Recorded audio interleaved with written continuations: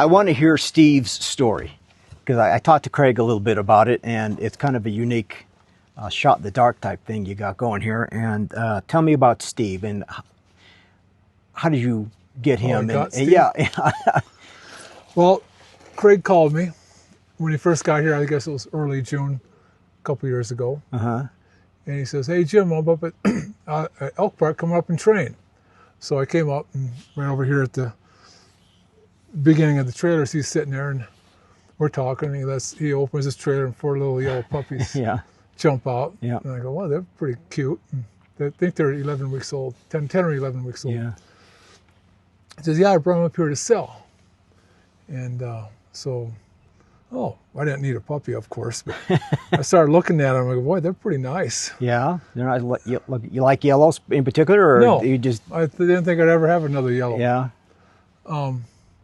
And then he told me the breeding. And then I got really interested because I've been looking for a Floyd pup because I've been following him, and So the sire is Floyd, and and that I think he must have won his first national by then. No, he didn't. Hadn't won a national yet. He won the national that fall after I got him. And so I said, "Well, maybe I'll buy one from you." So okay, so I watched him for a couple days, and then little Steve, I really liked him. Yeah, I liked all of them, but he's just. I'd throw a bumper for him, and they'd all run and get it, but he's the one that would rip it out and bring it back, and then they'd all go about their business looking around, and Steve would look at me and say, let's try this again. So I really fell in love with him right there, little yellow puppy. And that was it. That's all you needed to see, and that was your decision to pick Steve out of that 4. Yeah. Was he the only male in the litter? Or? No, they're all males. They were all male. Oh, yeah, all 4 of them were males. He dropped one up at Marty Golden. Yeah. He's the one that's like doesn't even look like a litter mate. He's like twice the size. So I just like Steve, and I like them all, but I really like little Steve. Sure. And then I called my wife. Said, "Guess what? I'm bringing a puppy home." She said, "Okay." She's used to it. Yeah, but how many dogs is this now for you? I got 3 now. Yeah, you got 3, but I mean, is this your 5th or 6th, 7th, 8th dog? I mean, how many have you had? I've had them since I was a little kid. Yeah. Yeah, I don't even know how many I've had. But usually two or 3 at a time. Okay. This is my maybe my 6th hunt test field trial dog. Sure. I've had dogs before that. Sure. So, but give us your background. You're mainly, you kind of got involved in the field trial game and then into the hunt test game, or vice versa? No, I was always a hunter, and I had little hunting dogs, chocolates, blacks, yellows.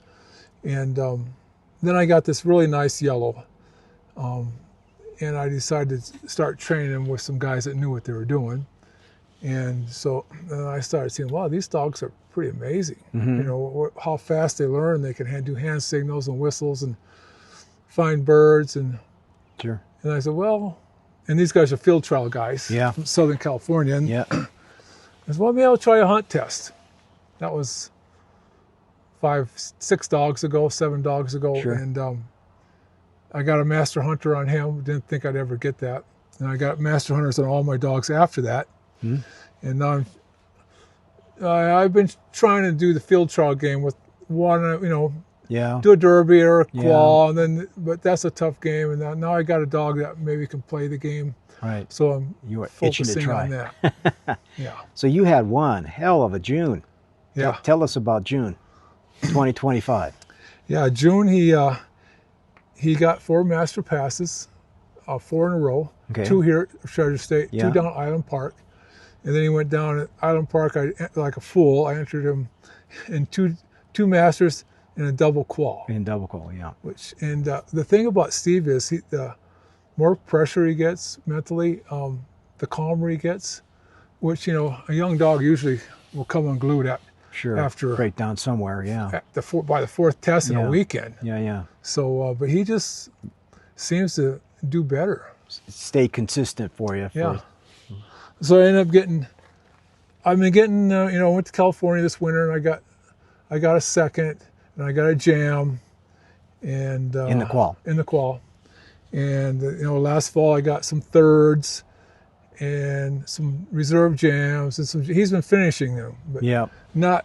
And I still haven't got the blue. So I got 2 seconds up at Island Park. So pretty good to come out of there with the master title and a QA2. And a QA2. That was pretty cool. And then to top it all off, you run your second SRS and you win the amateur again. I know. And he just, he just was dialed for that Super Retriever series. Just like he couldn't do anything wrong. Which usually, he has one bad series and they'll blow him out of the blue ribbon. But he just did all 4 series, just like, wow, Steve, you did pretty darn good. And you beat out, I believe you had the lowest score out of the whole event, AMs and pros, right? Yep. Yeah, you had the lowest score. So tell us about last year's SRS and this year's SRS. Kind of compared the two. Have you learned more about it and feel more comfortable with it, or is it still fuzzy? Or a little fuzzy yet. I still don't understand all the. I think I've only run 2 of them, so I'm certainly no expert at that. But and the nice thing is, as you run, the lower you score, the lower you run toward the end. Yeah. And you can watch the other dog run, and you can figure out what the judges are looking for. Yeah. And if you're paying attention, see what the score. Watch how that dog ran, and see what the scores come out. I sort of started to figure that out. Yeah. But I certainly wouldn't say I was no expert at SRS scoring. Last year's first series, correct me if I'm wrong, but because you and I both ran it together, the first series we had to handle. And one of the marks, I think it was the long retire. Oh yeah. And we were trying to figure out the scores, but I believe you and I did we both have over 100 points out of that first series? No, I had like 40. Oh, it was 40. 45. I don't know what you had, but I remember dumpster diving. We were trying. Yeah, we were trying to figure it out. Yeah. And that was basically a worthless endeavor. But right. I was looking. I wanted to see, like a regular field trial where they show your line. Where did I score these points? But it's all like reading. It's all little tick marks, and you don't know what those were for, and et cetera, et cetera. What's the future plans for Steve? What are you going to try next? I'm going to go down to Shreveport and run the Crown. Crown. Okay, that's in October. Yeah. And before then, I'm going to enter some amateurs and see how we're faring in that. Sure. I don't see any reason to run any more quals because he's QA2 and he likes to run big and long, and now we're now we're getting into big leagues and see how our batting average will be. Sure. So you're going to run, I believe, an HRC or 2 here in the next month? No, I'm not. You're not going to run the HRC? I'm not going to run these. Okay. I got family coming to town. We're going to go up the glacier for a week. Kids are coming. And so, all right, so how do you balance all that out? HRC, AKC hunt tests, and field trials for an SRS? I mean, you're doing a little bit of both every week, during the week, or how are you doing that? Yeah. I haven't really done much HRC stuff.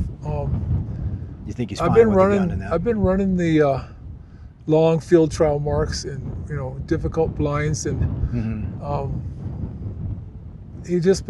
but somehow he can just kind of run those short marks. I'm always afraid he's going to run over him, but he seems to so far has checked down on him and done okay. Now last year we were using birds, and this year we were using plastic. Do you think he did better with the plastic or the birds, or did it matter to you? I don't think it mattered. Yeah, I didn't see how it influenced him a lot, but he had a perfectly good time finding all the plastic out there. Yeah, and especially if he goes and steps on them, you don't really have to hunt. So that helped. I don't know, and I took 2 days and got rid of the birds and went to the plastic. And now I went and bought a bunch of them. I bought 10 of them now, so I got to start working on that. Yeah. So how do you train Steve? Do you follow a certain program? Do you tell us what you're using? I kind of follower of that Hillman puppy program when they're young, and get them through that, and then just from there I work on to the Rex Carr's philosophy, Evan Graham or Mike Lardy, and do all those drills, and I probably do more drills than I do setups and marks. I train by myself a lot, or with my wife, so it's easy for us to go out and do drills. Sure. And then when I have help, I'll try to work that drill into a setup.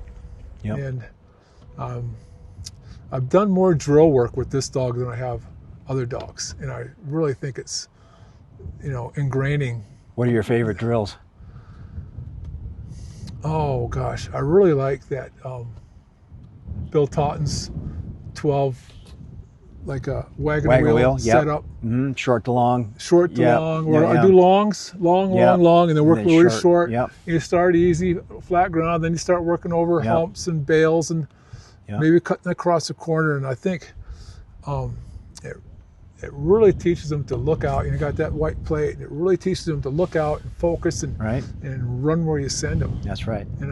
I'm not handling on it. If they get off, I'll just call them back, recall them like a no drill, and go get it. And I can't run that a lot because, that's 12 marks, and that's a lot of running around. Yeah, right. Especially if you're doing it in water too.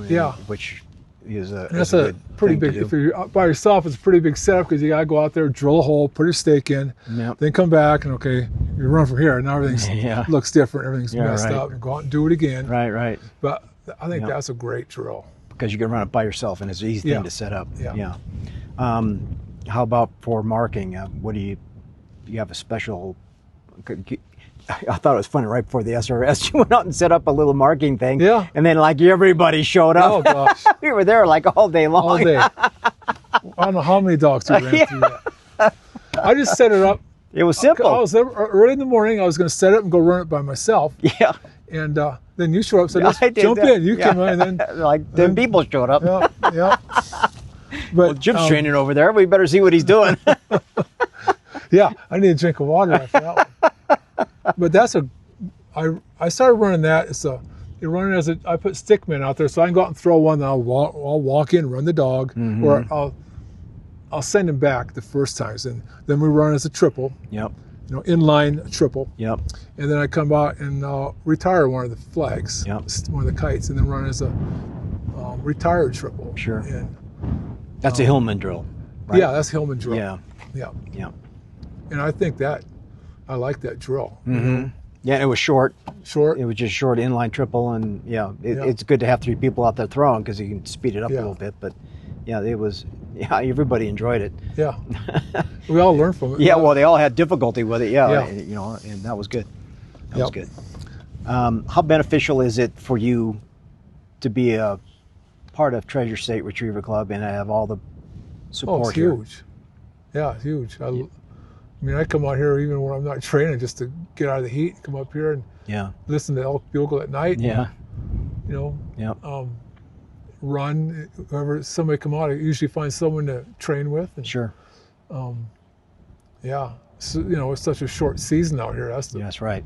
That's the problem. Yeah, between the cold and the fire season, it's only a couple of months you can stay up here and get things done. Right. That's right. So, well, people in this region were interested in trying SRS. Can you recommend it? Oh my God, yeah. You seem to be addicted to it now that you've won 2 in a row. It's so much fun. Well, you were there. I know. I always do. It is fun. Especially that, because you don't know what they're going to throw. There's no rules. Right. It's the unknown. The judges don't have to follow rules. They can do what they want. That's right. The dog loves it because he can run long, and also he's got to use his brain to.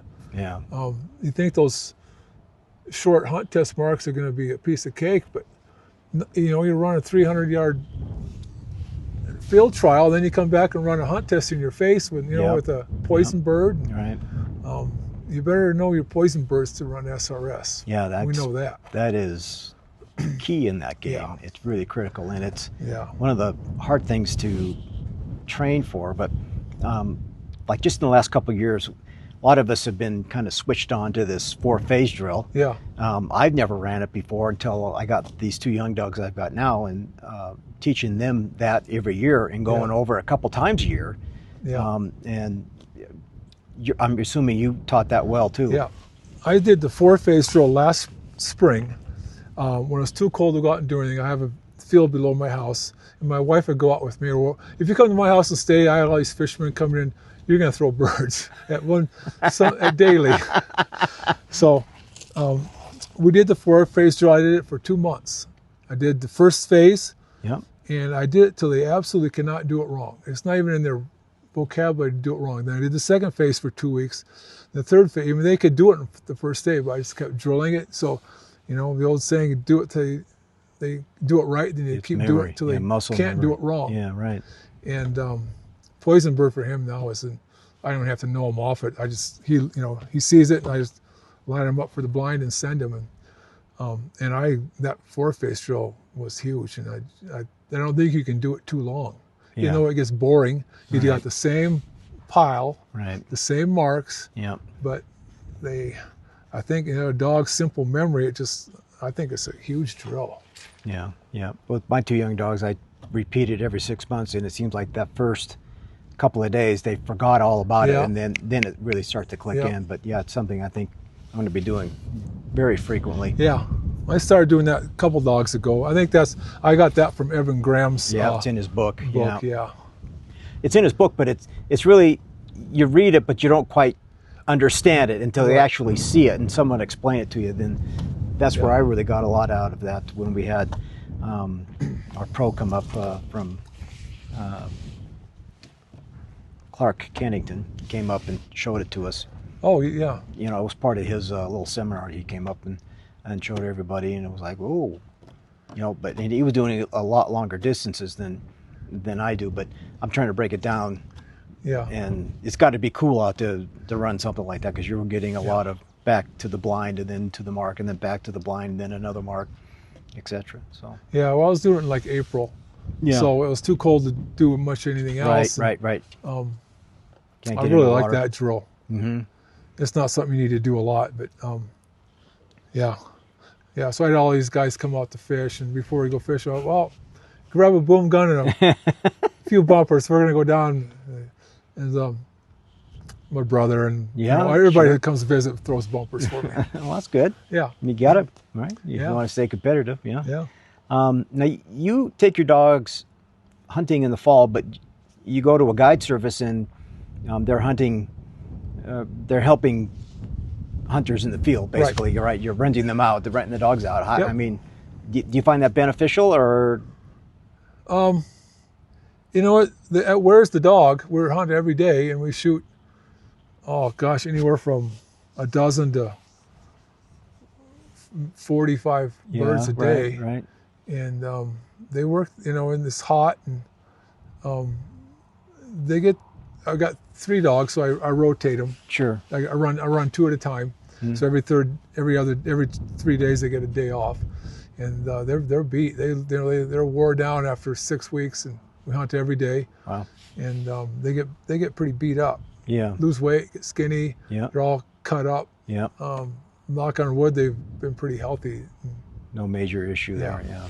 And you know, I was really the guy that I guide for has been asking me for years, and I always said, no, it's not I don't want to do it. And I'm afraid that someone's going to hurt a dog, shoot a dog. Or, but so I said, okay, I'll come and try it. And he's got a really good group he's got the same, some of these guys have been coming for 35 years. They're bringing their grandkids now. Wow. And they're very, they're good guys and good hunters, and they want you. Safe.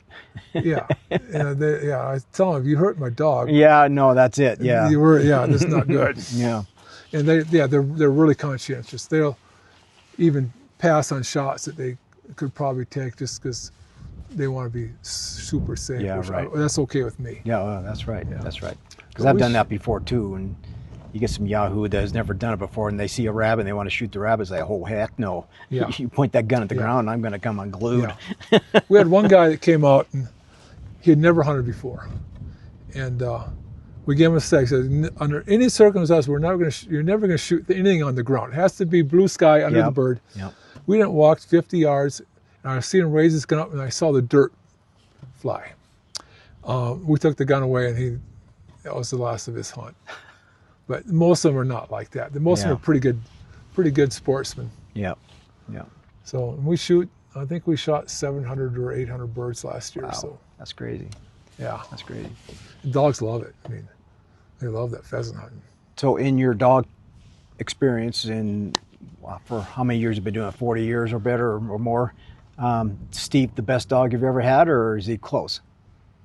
Who knows? You know, maybe my first dog that I started to do hunt test field trials with might have been a better dog, but I had no control over him. I didn't know how to really play the game and have much control over him. But he was a spectacular dog, and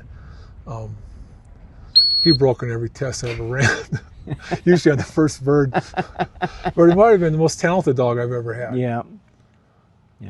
I've had two really good, exceptional dogs that I would just love to have over again. And then I'm always trying to get all my dogs up to that level. And it's just something you have to love it. Otherwise, I mean, to spend this much time and money and effort to run all these different types of events is...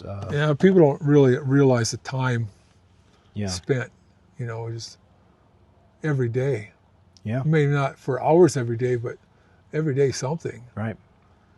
Exactly. Steve may be the best dog I've had. He's certainly the easiest to work with. I mean, he walks up like, you know, you wonder if he's even going to go when you send him. I've never even heard him bark. He's never barked in his life. I never hear him whine. I never hear him bark. I never hear anything out of him. At home, you don't even know he's there, except when he nuzzles up to you in the bed. But you don't know he's there. He doesn't bark. He doesn't whine. He doesn't.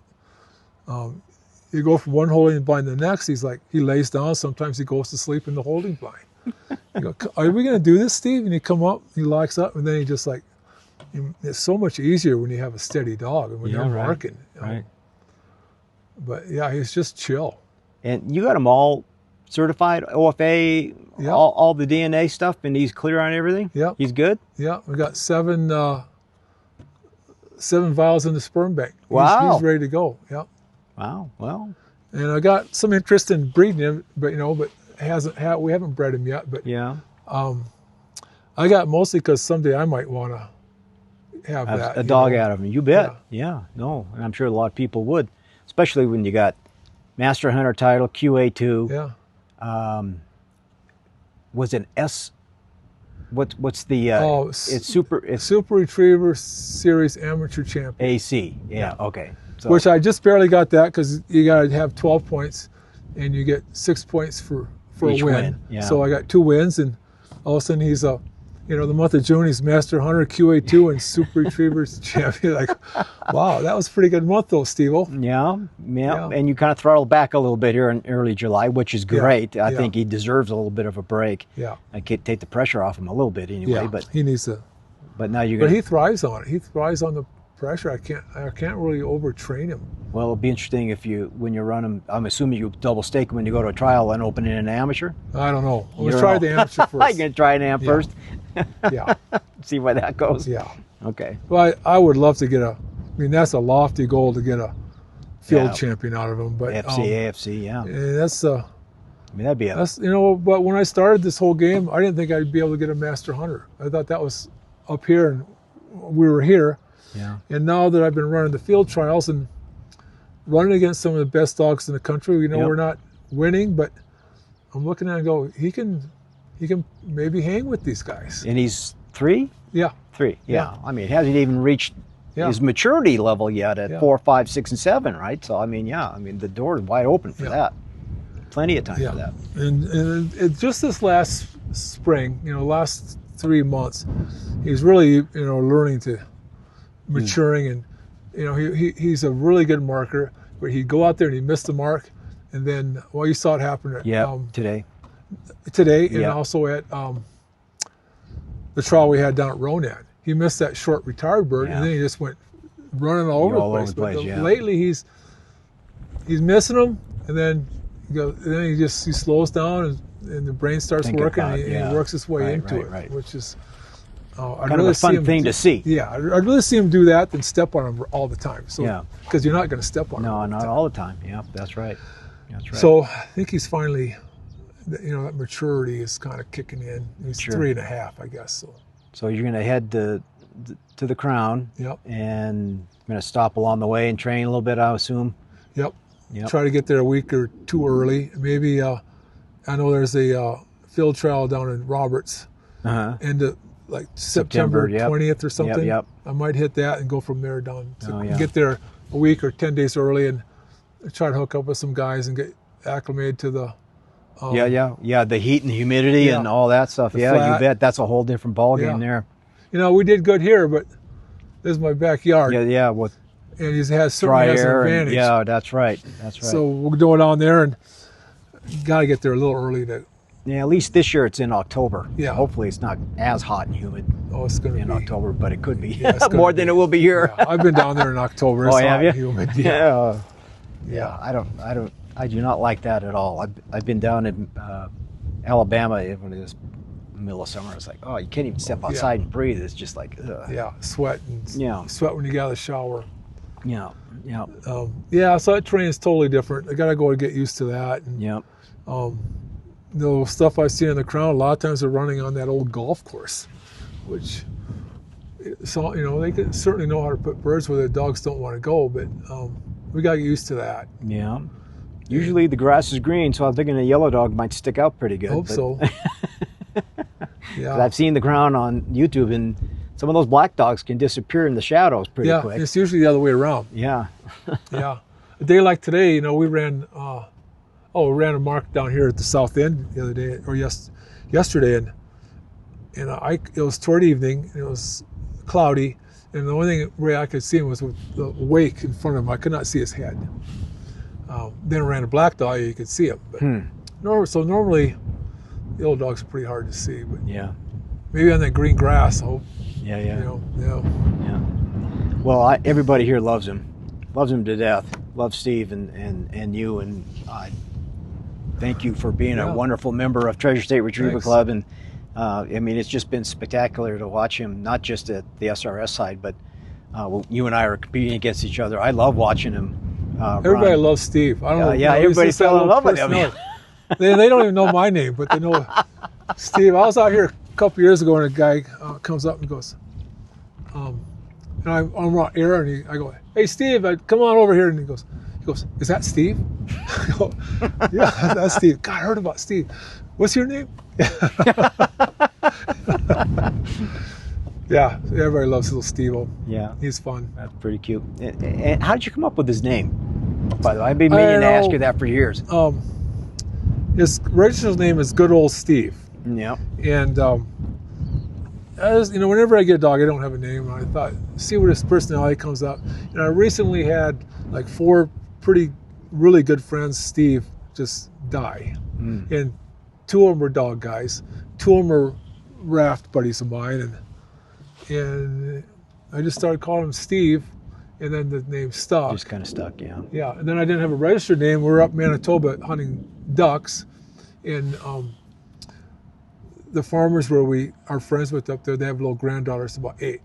And she started calling him good old, they became buddies, and she started calling him good old Steve.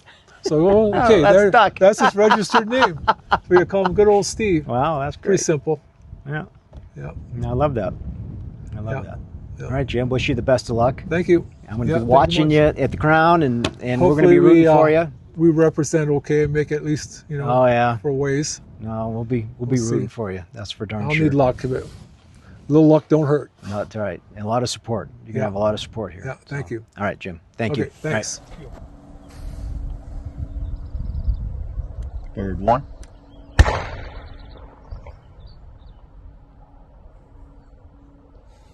Bird 2.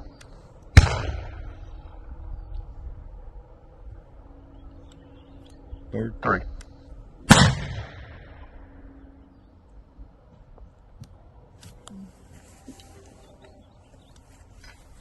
Here. Yeah, bird, here. Here.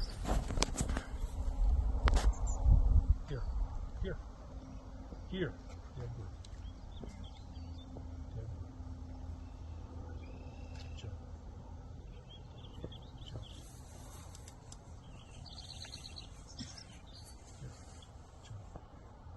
Back.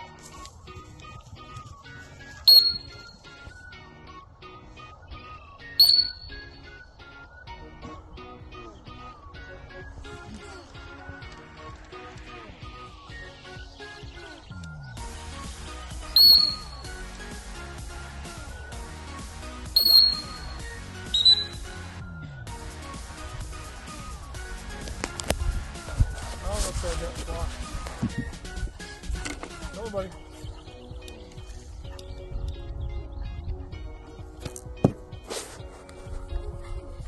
Right here? Here. Wherever you feel best to run from in that area.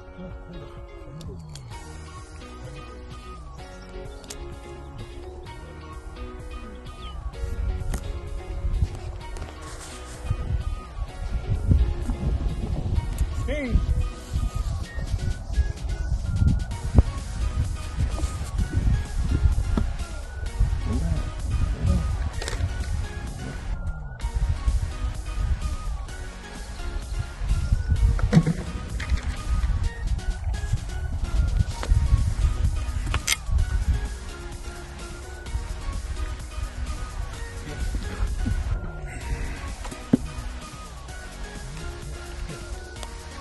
Here.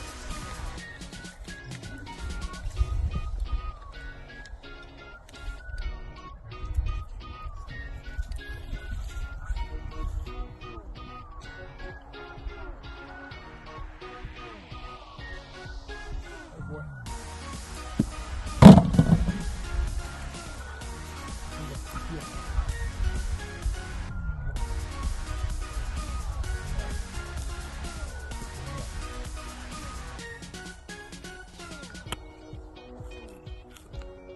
Steve!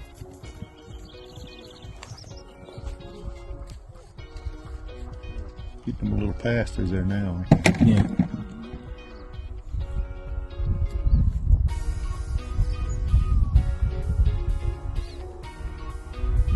Nice job. Good boy. Good boy, Steve-O. All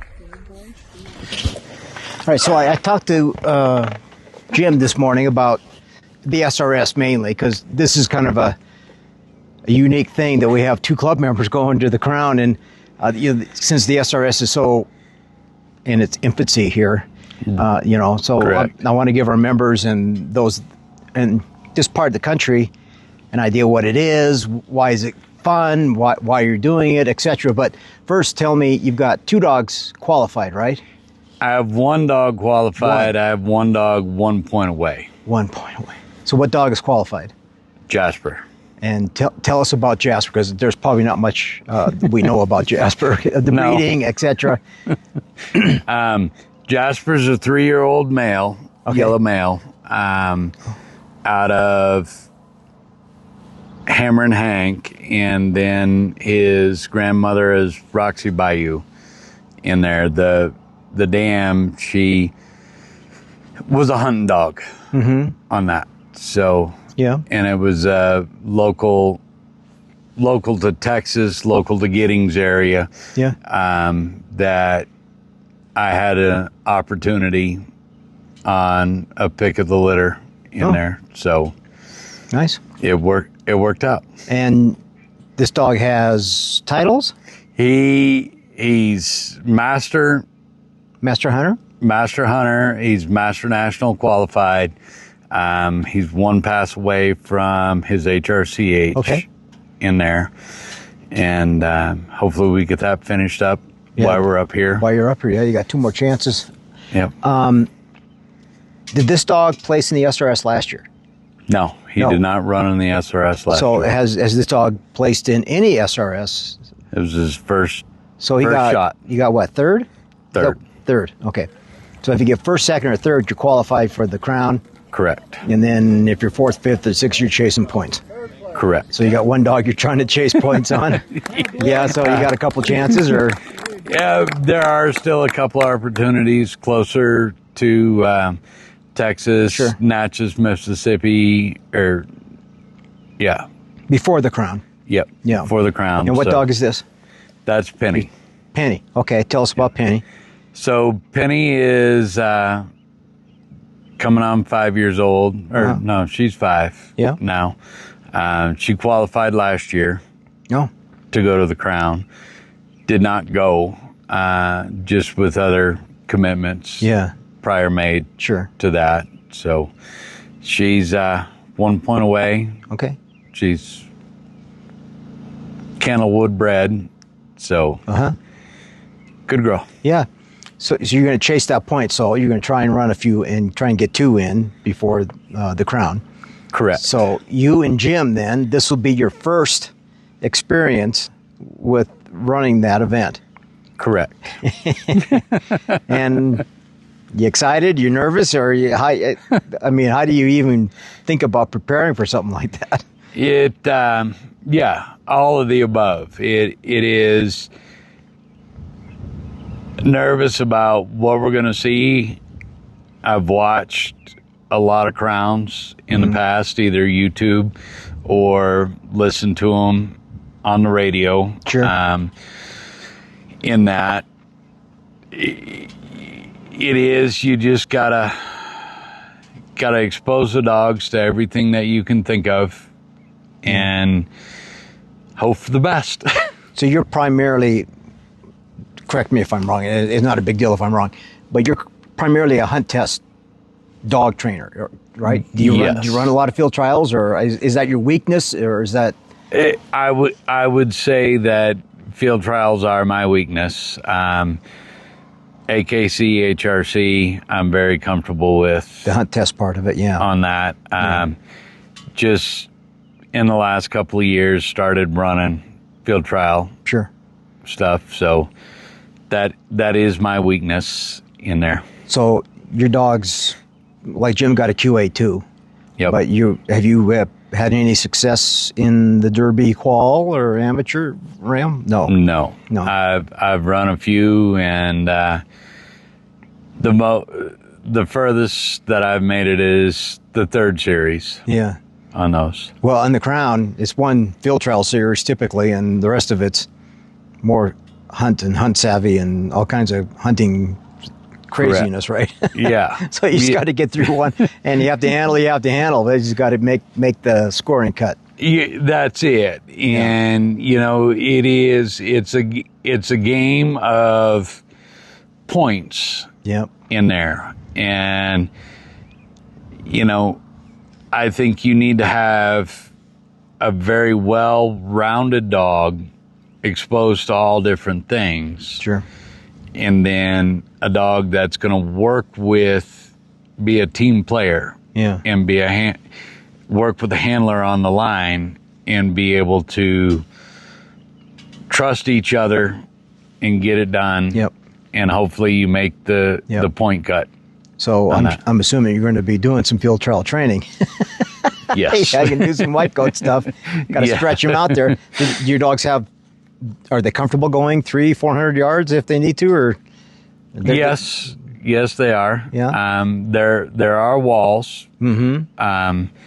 And it's confidence that just got to be able to show them it, expose them to that, teach them it. Yep. And it's when you got to go long, or it's just when you got a short bird and you got to check down. Yeah, right. On that.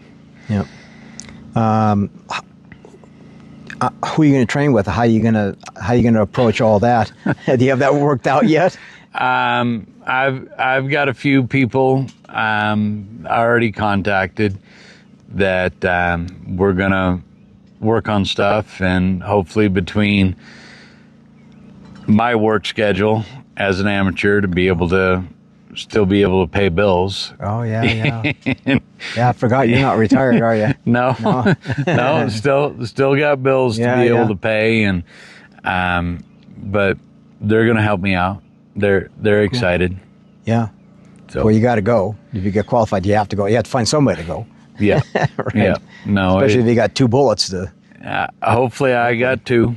Yeah. So we'll see what's going to happen with that, and it's my first time going, second opportunity to go. So sure, it'll be a learning experience. So your dog might be a little more acclimated to the heat and humidity, a little more used to that, and that's something Jim's worried about. Yes, and Jim and I have talked, and I've got some training grounds lined up that whenever he wants to come down, and then we can get Steve acclimated to the heat and humidity. I think the humidity is going to be the biggest thing Sure. for him Yeah. on that, because Yep. Even in October, it's still pretty it can high. still get pretty miserable.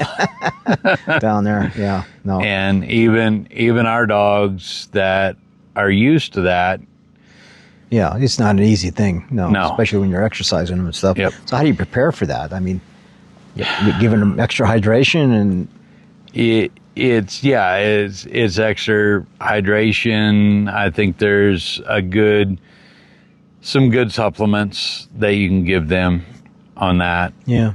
And then, it's also exercise, just slowly building them into something of a, multiple 300-400 yard run Yeah. on that. Yeah. All right. I mean, are you nervous about it being televised? No, I'm not, because, we work well as a team, and that's the best of the best. Yeah. And I guess the only thing, I don't know even how you prepare for it, is to have that jib camera right in your face, right behind you. I mean, you'd be feeling like someone was standing there, but I don't even know how you would. You just got to roll with it, I guess, huh? at that point, you just got to roll the dice and let it go. And if you make it to the third, fourth, fifth, that's just luck of the draw. Feather in the cap. Yeah, you're darn right. So yeah, just to be there is a huge accomplishment. it's pretty rewarding. So you've ran them up here the last two. Have you ever ran other SRSs down in Texas or anything like that? So this is kind of your first exposure to it up here? Yes. First exposure, first two I've run. I've only run two. So you and Jim are alike. Yeah, you got the same thing. Only run two here. I had planned on going to a couple this spring, but due to heat cycles and injuries, it just didn't work out. Didn't work out, yeah. Well, that's all right. So yeah, it hopefully when we get back to the southern zone and the heat box, get the dogs reacclimated and go chase that one extra point and give it a shot anyway, right? Yeah. See what's going to happen. So another reason I'm doing this too is kind of promote it for the club. Yep. And try and see if other people want other clubs in the area to try and get her going. I know it's a tall task to ask, but why run it? I'm very competitive. I enjoy the competition. I enjoy the handlers and the camaraderie that is between all of us. Even though, it is good luck. Just don't do it better than I did. But even if they do, it's still a high five, congratulations. Yeah.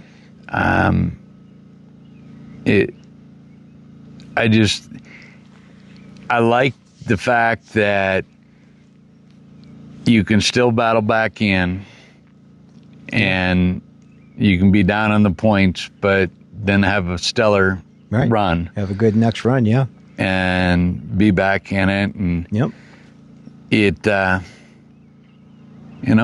I don't think you need a great dog. I think you need just a good dog that's going to work together with you and get it done.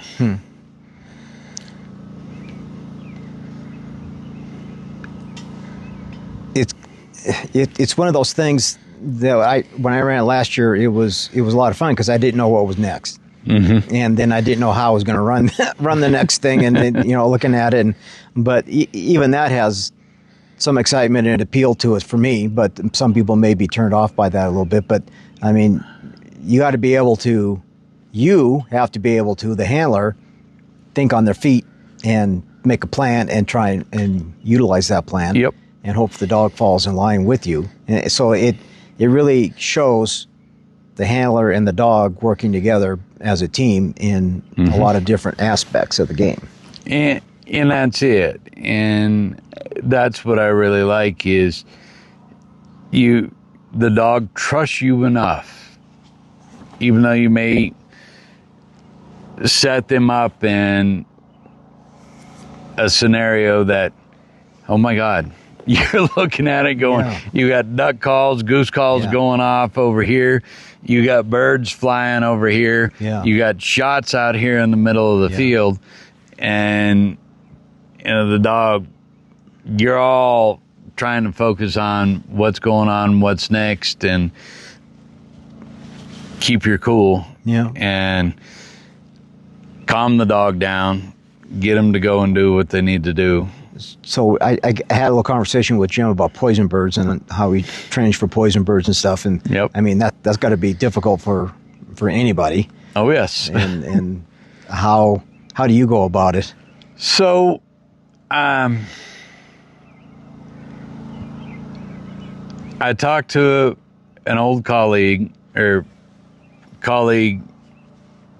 that goes back to the outdoor games and at the beginning of when it became the SRS. Yeah. And, he said, you're in it to win it.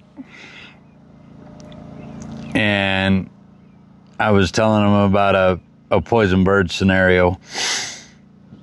And he goes, you told the dog to leave it, didn't you? And I said, yes, I did. And he goes, dog flared the line, and you got points for being out of the corridor and everything. Yep. And I said, yep. And my hunt test brain kicked in. Yep. And started handling. Racked up a ton of points. And he goes, so you need to train that dog to line up and go. Yeah. Don't tell him to leave it. Nothing. Dead bird or dead or whatever your command is. Back. And hope you can handle him off that bird. Yeah. Well, and I used to train with Bill Totten, who's always told us we have to, as soon as that hit that whistle, that's the switch. Stop doing what you're doing. Yep. Pay attention to me.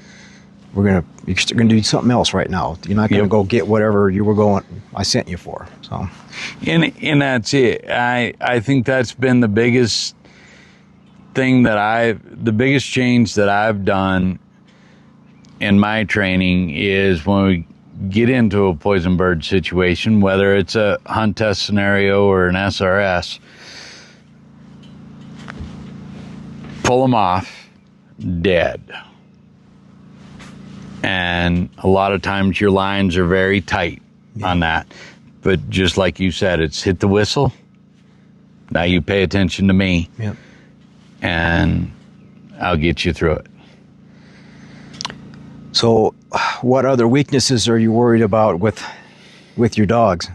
And how you go about training? I mean, there's got to be a tremendous amount of training that goes into this if you're going to run a Crown. But there is. It's not necessarily always 3 marks. You could have 4, 5, 6 marks out there. They got 3 and leave 2, and it could be a whole different scenario. Yep. It's memory building of where those different marks are at. So it's just a different combination of things I do at trainings. I train with a multiple different groups, and some are field trial, and even on some of those field trials I may put all the marks down in the field, know them off. We're gonna go run 2 blinds. Now hopefully you remember where those 3 marks are at. Well, one thing I was going to talk to Jim about, and I didn't get a chance to, but I saw last year that there were a couple of I see you wearing the hat. The master amateur gentleman, I can't remember his name off the top of my head. He's ran it for the last 2 or 3 years at the Crown. And last year his dog went out. When they throw that bird and then they drag it back. Oh, yeah. And he went for the drag back part of it instead of whatever. And he got DQ'd for that. But stuff like that is like, you know. Got to start thinking outside the box. Yeah, right. I mean, you could have a whole line of decoys out on a string, and you're playing with somebody's playing with that line of decoys out on the string. You've got Bubba gunners out in the field, a dog sitting in a boat over here, and you're over here. So. I like the game warden one. That was probably one of the more unique ones I heard this year. Did you hear about that one? Yep. A game warden comes up, makes you stop doing what you're doing for 30 seconds or more. Yep. Yeah. I need to check your hunting license in here. So, yeah, you know, and I think that's what's fun about it, and what has my, you know, draws my attention and has me intrigued on it is you never know what you're going to get. You get the field trial series, okay, you kind of have a basic idea. Your hunt test series, whether it's AKC or HRC, you have a good idea of what those are going to be, but then when it gets into the hunt savvy and everything else, that's when it gets fun. Yeah.